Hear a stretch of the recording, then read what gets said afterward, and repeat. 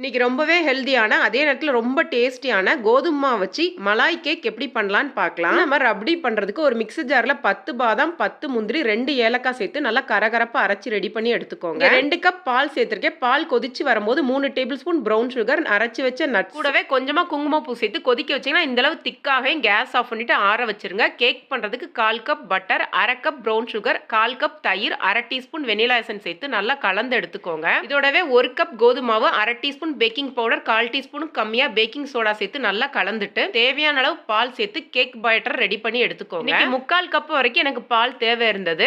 இங்க ஒரு கிண்ணத்துல வெண்ணெய் தடவி வச்சிருக்கேன். நம்ம ரெடி பண்ணி வச்சிருக்க பேட்டரை சேர்த்துட்டு கடாயும் 5ல இருந்து 10 நிமிஷமா ப்ரீ ஹீட் ஆகிக்கிட்டு இருக்கு. இதுல நம்ம ரெடி பண்ணி வச்சிருக்க கிண்ணத்தை சேர்த்து கேக்கை பேக் பண்ணி எடுத்துக்கோங்க. 20ல இருந்து 25 நிமிஷத்துல நல்லா பேக் ஆகி வரும். நல்லா ஆறுனதுக்கு அப்புறமா ஒரு ஃபோர்க்கை வச்சு நல்லா குத்திட்டு ரெடி பண்ணி வச்சிருக்க ரபடியை சேர்த்துட்டு 2ல இருந்து 3 நிமிஷம் கழிச்சு சாப்பிட்டீங்கன்னா ரொம்ப அருமையா இருக்கும். கண்டிப்பா ட்ரை பண்ணி பாருங்க. நன்றி, வணக்கம்.